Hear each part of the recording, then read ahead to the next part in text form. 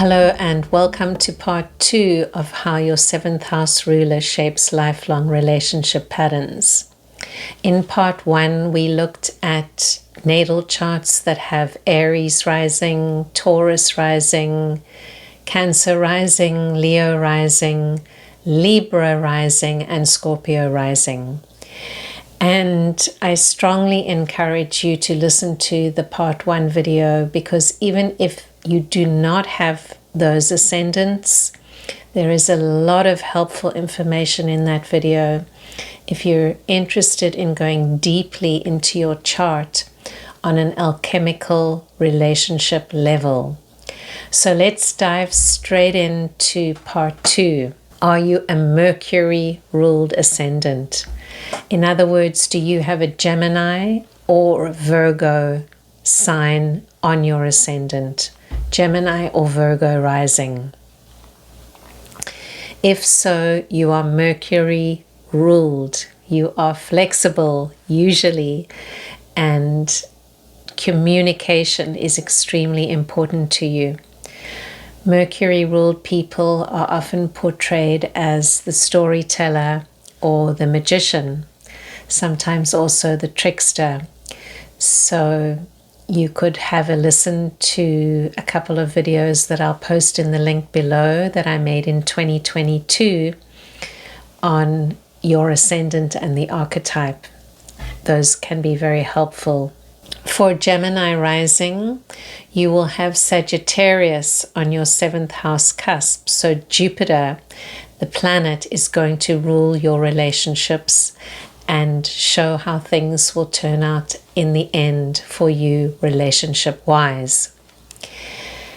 And likewise for Virgo rising people, because you have Pisces on your descendant, and Jupiter is the original ruler of Pisces. So Jupiter is also going to be the planet that has the final say in how relationships are long-term for you. Once again, we're going to look at this relationship aspect between the planet that rules your ascendant, so Mercury, and the planet that rules that 7th house. So I want you to get your charts out and see, is there an aspect or a relationship between your Mercury and your Jupiter if you are either Gemini or Virgo rising? What if there's no aspect, and this applies to anyone? What if there's no aspect between your ascendant ruler and your 7th house ruler? This does not mean that you will not have a healthy, happy, and sustaining long-term relationship. It could simply indicate a relationship where there is a very free feeling, and one is allowed to be completely oneself within the relationship. And of course, there are always many other factors in the chart that are going to indicate how relationships will be for us and what energy we can bring to them in order to heal them. There's the Sun-Moon midpoint, there's the vertex, there's the nodal axis, and many more. So don't worry if there's no aspect. But if there is a sextile or a trine, going to be a harmonious flow, probably good communication between you and your partner. If there's a square or an opposition, more work is going to be required. So for Gemini and Virgo rising, what does it mean to have Jupiter, this expansive, large planet, as your planetary ruler for relationships? Having Jupiter could indicate that your partner is freer than you are. In whatever that means to you, you might be attracted to them because they make you feel more free, for better or for worse. They may also tend to see the bigger picture, Jupiter, while you, being Mercury, focus on the details. Communication will be extremely important in these relationships. How do you find the balance between the details and the vision? How do you plan things as a family? Is this where things get a little bit stuck? How do you budget? Very, very important.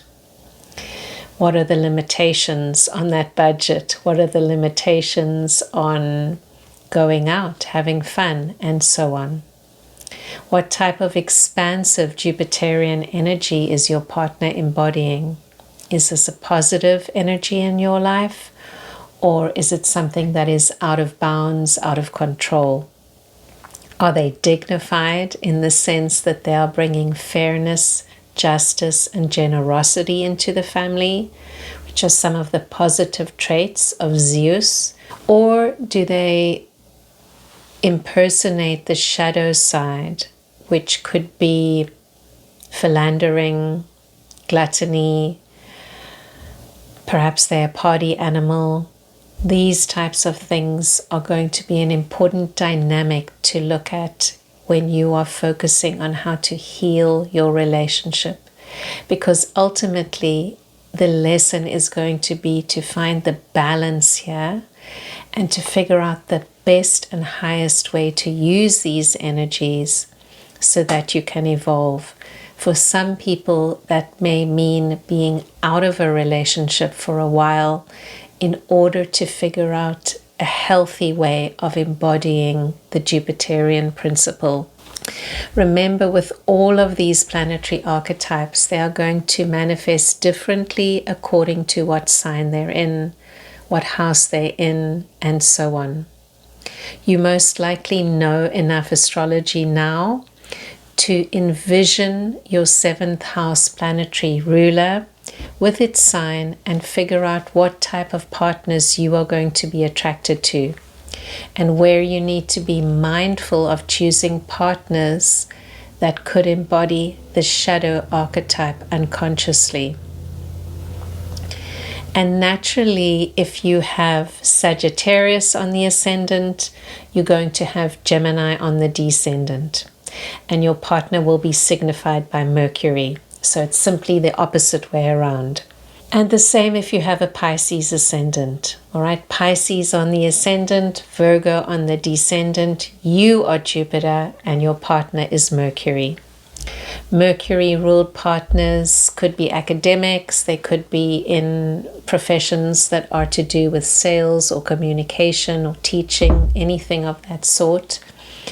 And the other interesting thing about Mercury is it's known in astrology to be a gender-neutral planet. So this could somehow play out in your house of relationships. The shadow side of Mercury can be someone with a highly strung nervous system or a very carefree attitude toward relationship commitment. Not necessarily, but those are just two of the potential ways it could play out. So the highest vibration in a mercurial partner may be someone who is a very strong and clear communicator, who can help you with your own communication, a good listener with an ordered mind, or a skillful business person or guide. What if the ruler of your 7th house, and now we're talking for everyone, not just those of you with these certain ascendants. For everyone, what if the ruler of your 7th house is in the 3rd or the 9th house in your natal chart? For the 3rd house, we are potentially looking at a partner who you may have met in school, you may have met when you were young, someone in your neighborhood, someone that one of your siblings introduced you to, and so on. So the meanings of the 3rd house come to the fore then. Whatever the case, when your 7th house partner is in the 3rd house, it seems to indicate a relationship where you are free to have your own life as well as to be in partnership. In other words, you're not joined at the hip. Because the 3rd house is a cadent house, a 3rd house partner gives you the freedom to be yourself and does not demand every inch of you. This can be very comfortable, so comforting, comfortable relationship where the spouse or partner may feel more like a sibling. And for many people, this can work really, really well.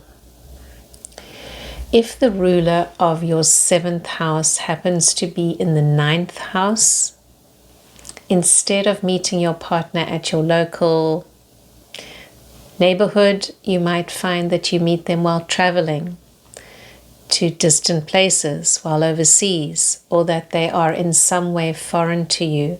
Perhaps they have a different culture or come from a different country. If these descriptions of the 3rd or the 9th don't resonate, or perhaps they seem reversed in your case, this is often how it is with the houses in astrology.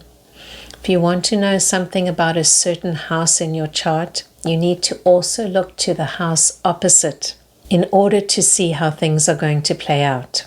9th house partners can inspire us to lead more spiritually attuned lives, or perhaps to study more and grow ourselves in a philosophical way. The shadow side might be dogmatism, or a partner who simply does not understand and appreciate your mindset. Simply seeing this and coming to grips with it in your own natal chart can lead to a more mindful approach and harmonious living. Do we really need to have a partner who agrees and understands us all of the time? I don't think that's possible, and I think by having a partner who challenges us on the ideological level, we are often forced to grow into our own power and stand in our own light. And this is the helpful gift that this relationship has given us. If we have our 7th house ruler in the 4th house, our partnership may be helping us to heal difficulties in the early home, difficulties we had with one of our parents, challenges to our early roots and grounding into this earth, into this lifetime. Sometimes a partner could mirror one of our parents, especially the father, and we might have something to work through with that. Once we see the pattern, we can have more clarity and make better choices. The 10th house could show, if the ruler of your 7th house is in the 10th house, it could also show challenges where the partner is mirroring some kind of behavior that one of the parents had. And again, seeing this is freeing. 10th house partners also show up for us at work. Perhaps we work with our partner, perhaps we met them at work. They could help us to really manifest into stepping out into the world and showing our self in a broader context, not hiding away. So once again, look at that 4th house, look at that 10th house, look at them in tandem and see where the alchemical gold is that you can transform your own partnership by understanding what it's meant to be teaching you and where it's meant to be playing out. Sometimes with a 4-10 dynamic, we have to work on who is the breadwinner in the family, who is the caregiver. And the early stages of the relationship will be very much about figuring that out and healing that part so that you can really work together in harmony. For houses 5 and 11, we have a very different dynamic going on. If the ruler of your 7th house is in your 5th house, ruler of the 7th in your 5th house, you may struggle to make a leap from lover to marriage partner. Rather than being a difficulty, once this pattern is understood, it can be transformed. The 5th house is a place of pleasure, creativity, and fertility. So there may always be an element of play or playfulness within your relationships. With a partner literally in this place of creativity and sensuality, you may need to explore your own fears around commitment and around being tied down. That's one possibility. Once you understand why committing is such a big step for you, the pattern no longer has you in its grip. When the ruler of your 7th is in the 11th house, this is the house of friendship. So this is often a very joyful placement because the long-term partner is a dear friend whom you trust. And most good, solid relationships are based on friendship. Much longer lasting than physical attraction or any other things that might have brought you together at the beginning of the relationship. So what have you come to work out here? Perhaps you're old friends, you've known each other in a previous lifetime, and there'll be some kind of alchemical gold that needs to manifest through this 11th house. Interestingly, this house is also the house of accolades or dreams and visions and hopes. So are you building something of that together? And is your partner supporting you in your own dreams and aspirations? Something to look at. What about houses 6 and 12? These houses relate respectively to service and to self-liberation through suffering. If the planet that rules your 7th house is in the 6th house, this could mean that you meet your partner at work once again, but usually it's going to be in a service-related profession, for example, the military. You might serve together in some area of life. Volunteer work, not-for-profit work. Apply this to your chart if you have this configuration. Furthermore, your partner might support you in this lifetime, be in service to you in some way. And it's worth exploring whether that archetypal pattern is playing out for you. To what extent is it a positive, and to what extent could this be a negative that prevents you from standing on your own 2 feet, getting up there, getting out and doing your thing? Deep and lasting partnerships can be formed through the 6th house when the ego is put aside and love is freely given, and love is not given for gain. So for those of you that have this configuration, the alchemical healing is in the giving and in the sharing. For the 12th house, ruler of the 7th in the 12th, we're looking at the karmic need for spiritual relationship. Suffering and loss, especially in early relationships when one is younger, often lead to a understanding that the relationship fails or is challenged because it does not have a spiritual or deeper, more mindful foundation. The hurt that one experiences through these relationships not working out is designed to propel you into a more spiritual way of living and towards your own evolution. And the highest outcome for this placement is that you marry a spiritual partner and find someone who is on the same path as you, and that relationship becomes a work for you and your partner and transforms all of that suffering into joy. And it's all about alchemical transformation. So finally, what happens if we have the ruler of the 7th house in the 1st house or in the 7th? In the first house, it's simple. We've already touched on it in video 1. So if you haven't seen that video, please go back and watch it. There's a lot of really juicy and helpful information in it. Your partner in your own house suggests that it's highly likely you'll have a partner and that you will be aligned with them.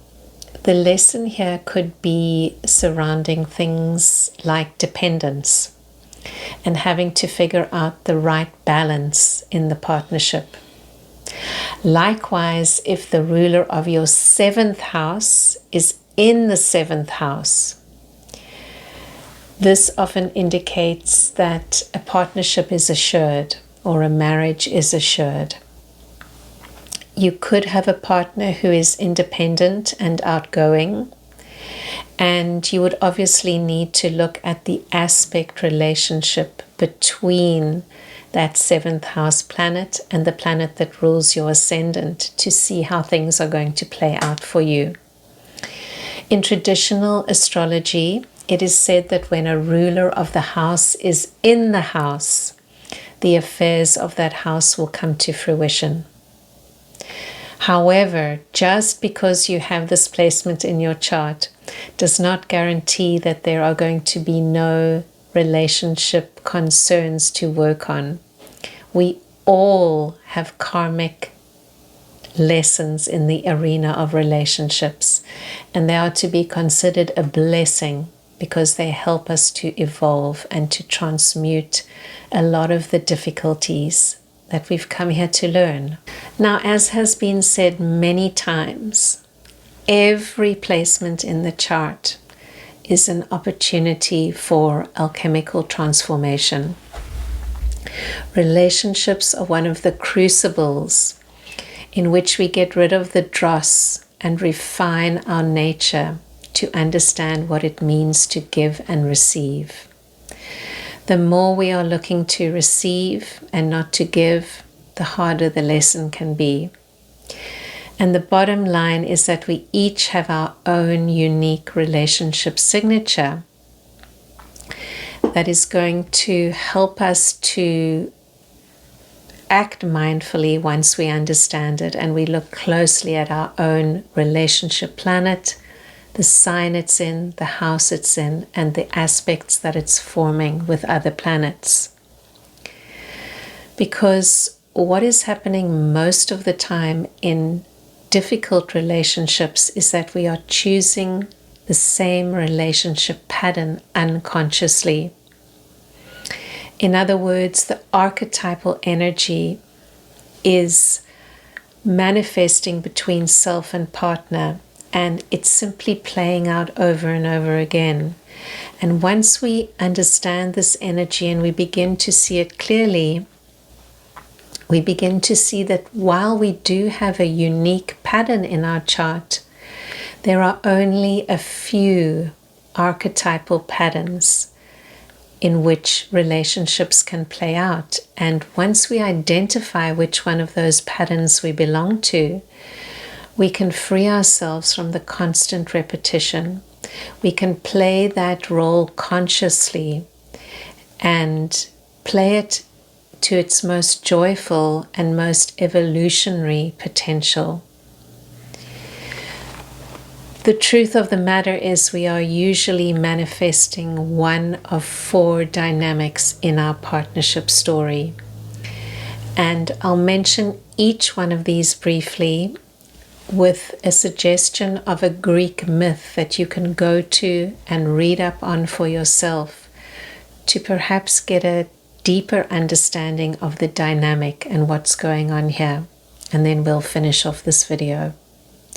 So the first archetypal pattern is the Venus-Mars or the Mars-Venus, which we looked at in the first video. Who leads? Who follows?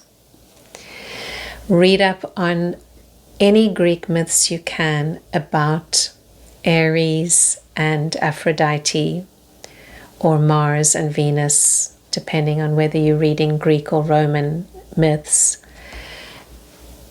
And you will see there's an undercurrent to all these myths of the destructive nature of a kind of a tit-for-tat violence which ensues, and Aries and Aphrodite are simply illustrating what can happen in relationships when arguments take over and they simply go back and forth, back and forth. It's the Venus-Mars dynamic. And a third force is needed to heal that.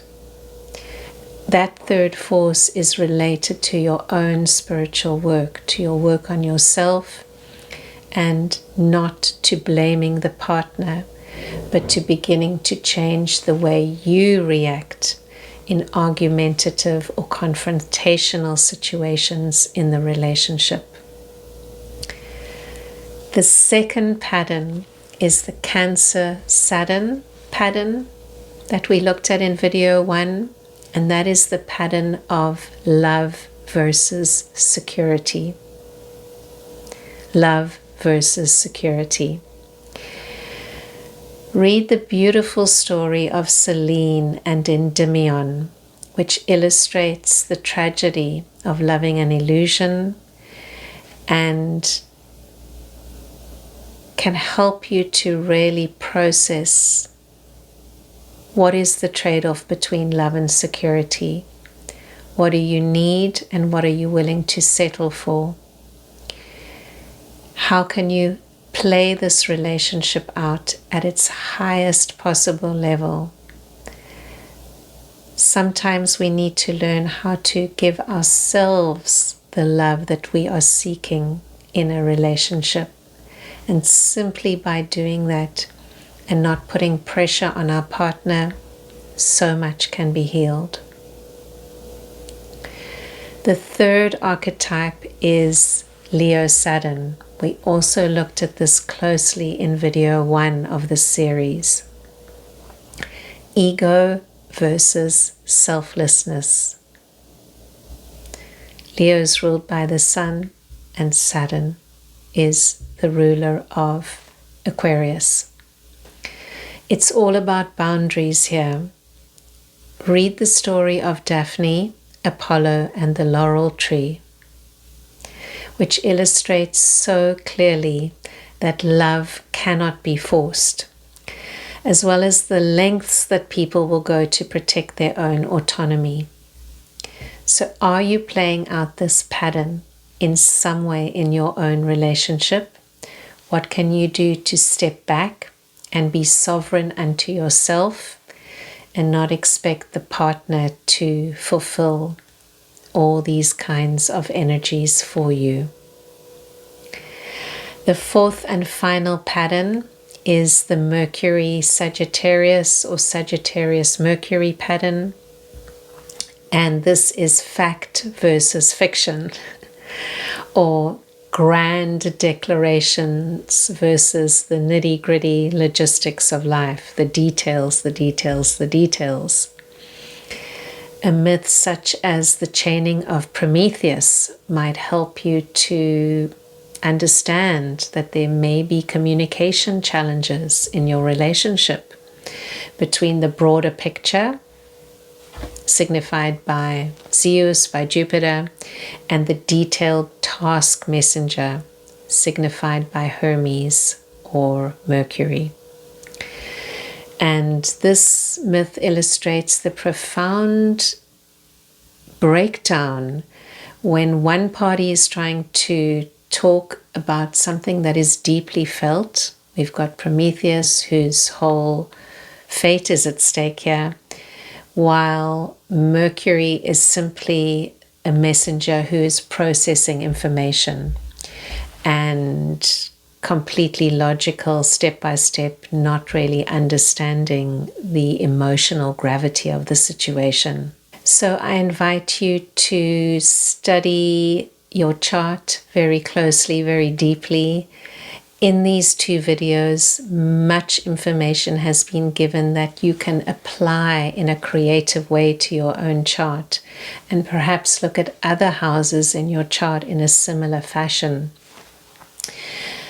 Remember, just to finish off, that the frequency with which you resonate is the frequency with which your relationships will end up resonating, and is the frequency of the people that you are going to attract into your own life. Life is a gift, and astrology shows us that each of us is going to have challenges as represented by the natal chart that we choose, and that can help us to grow and transform on a very deep level. Through these challenges, we are purified, and we should treat relationships with great respect because they offer us this opportunity to be more kind, more mindful, and more present in our daily lives. Wishing you all well, and I would love to hear if you have any comments on your relationship, if it applies to this video, and what you're starting to see in your own natal chart. Until next time.